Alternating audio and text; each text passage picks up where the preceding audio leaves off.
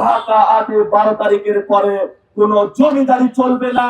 জনগণের এমপি জনগণের মধ্যেই থাকবে ইনশাআল্লাহ। ঢাকা 8-এ একটি বৈষম্যহীন মানসম্মত ও নিরাপদ শিক্ষা ব্যবস্থা আমরা তৈরি করব। সেই হত্যাকাণ্ডের বিচার ইনশাআল্লাহ ঢাকা 8 এবং পুরো বাংলাদেশের মানুষকে নিয়ে বাংলার মাটিতে করেই ছাড়বো ইনশাআল্লাহ। আমরা 2 নম্বর ইশতেহারে বলেছিলাম চাঁদাবাজি, মাদক ও সন্ত্রাস মুক্ত নিরাপদ ঢাকা 8 করবো আমরা ইনশাআল্লাহ।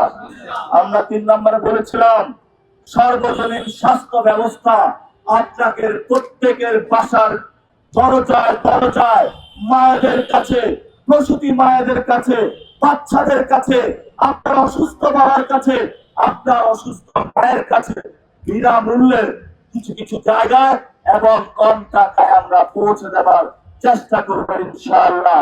আমরা আরো আপনাদের সাথে প্রতিজ্ঞাবদ্ধ হয়েছিলাম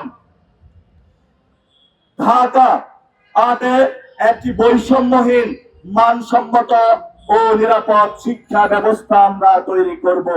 আপনারা জানেন এখানে বুয়েট মেডিকেল, ঢাকা ইউনিভার্সিটি থেকে অসংখ্য মানুষ, অসংখ্য শিক্ষার্থী রয়েছে।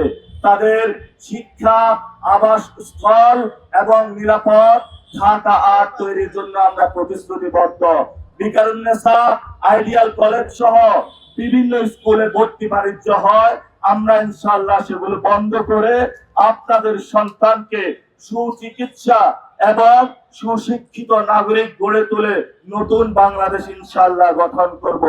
আমরা 5 নম্বরে বলেছিলাম অসংখ্য ভাই আমাদের বেকার রয়েছে, পড়াশোনা করে কিন্তু চাকরি নাই।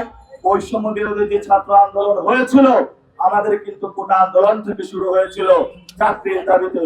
সেই জন্য আমরা বলেছি কর্মসংস্থান ও দক্ষ জনশক্তি বৃদ্ধি নিশ্চিতকরণ ঢাকা 8-এ ইনশাআল্লাহ আমরা করব। আমরা 6 নম্বর ইশতেহারে বলেছি নাগরিক বান্ধব ও জনদুর্ভোগ মুক্ত ঢাকা 8 করব।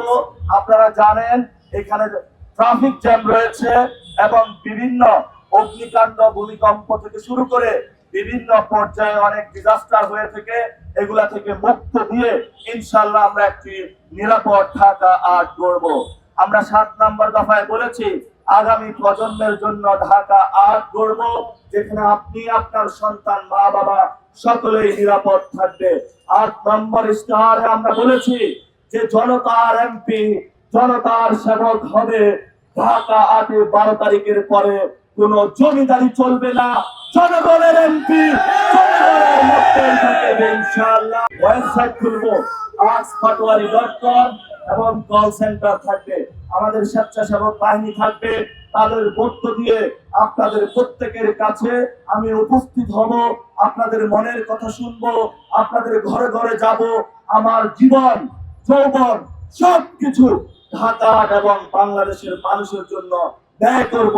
এটাই আমার প্রতিজ্ঞা, এটাই ঢাকা 8-এর অঙ্গীকার। এই অঙ্গীকার নিয়েই আপনাদের কাছে আগামী 12 তারিখে আমরা ভোট চাই। শাপলা কলি মার্কায় সবাই ভোট দিবেন। সবাই ভালো থাকবেন।